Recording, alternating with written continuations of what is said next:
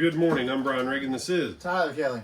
And we welcome you to Mornings with Brian and Tyler, and we are doing our Faith in 5 is coming back on this Lenten series, and that is our goal, to be basically 5 minutes. So on this Saturday, we're thanking you for joining us, and we are in Matthew 26, verses 57 through 68. Tyler?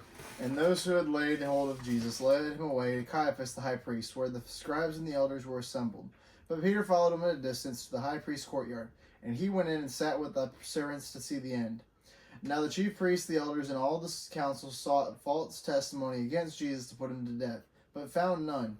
Even though many false witnesses came forward, they found none. But at last 2 false witnesses came forward and said, "This fellow said, I am able to destroy the temple of God and to build it in 3 days.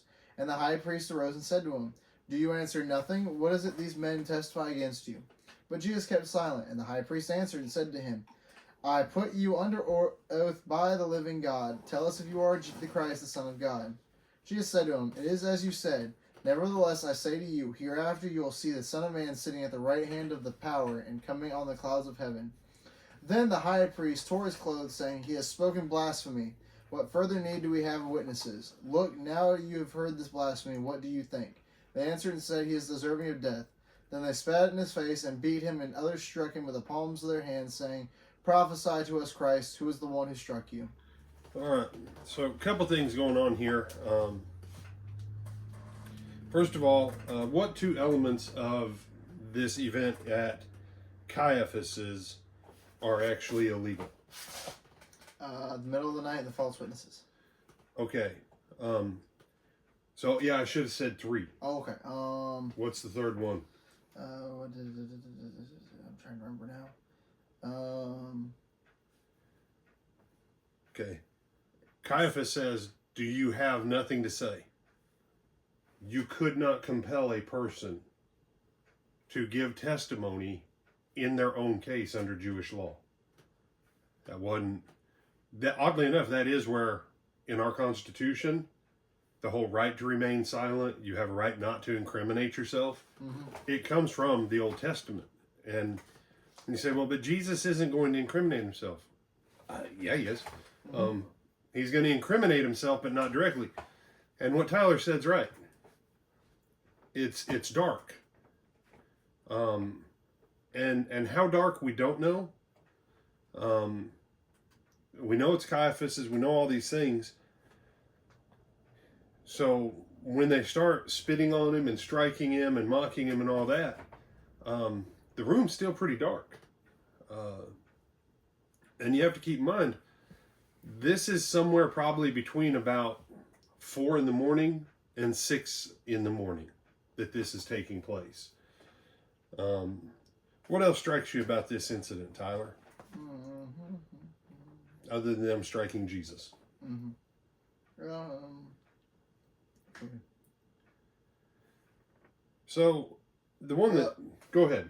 I was just saying they haven't even done the blindfolding yet, or at least it doesn't specify the blindfolding. Because I mean, later when we get to, isn't it the Roman part of the court or whatever? They actually do the blindfolding and then the prophesying who hit you, whatever. This group, it just sounds like they all are just hitting them all multiple. Blah. They're hitting Jesus multiple times and then still asking prophesy who was the one who hit you, because, you know, all of us are hitting you, is what it sounds like. This what it comes across as. Okay. And, notice Peter is following at a distance. Mm-hmm. He wants to see what's going to happen to Jesus, but he wants to stay far enough away. Right. This is like, law enforcement learned long ago at certain crime scenes. Watch the crowd, because chances are the criminal is actually watching to see what's going on. You said Peter's not a criminal. Well, he is a coward and a traitor to his friend, but that's a whole different conversation. But I find it interesting, the high priest question. Tell us the truth. I adjure you by God, or I place you under oath by God. Tell us if you're the Christ, the Son of God. What's important about that question? And you've heard me teach, the right answer to the wrong question is a wrong answer. What's important about this question?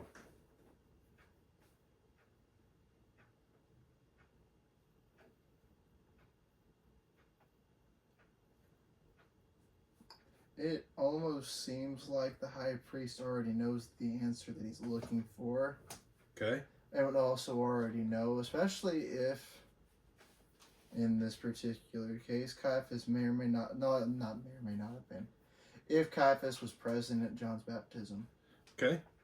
So those are some good points. We stay with your first one, and this is where we're going to close out for the day. He asked him the question, tell us the truth. Are you Messiah, the Son of God? Are you the promise of everything to David that we're supposed to submit to? In his question, he knows that the one who's coming has the right to rule. And when he gets his answer, even though the second psalm, and go back and read Psalm 2, the king is the Son of God. That's the point. The high priest knows this is the reality. And he incites everyone else to charge him with blasphemy. But his question comes from Psalm 2.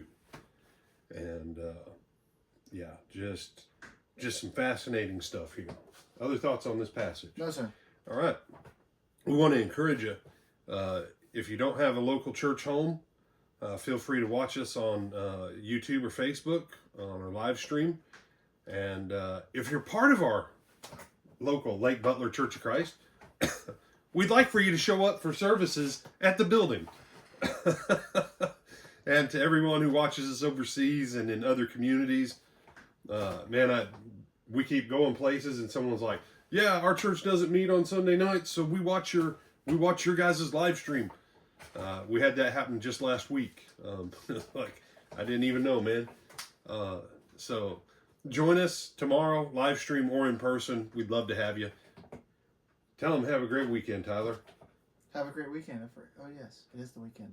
Yeah. Yes, and come back tomorrow for Sunday service. All right. Take care, y'all.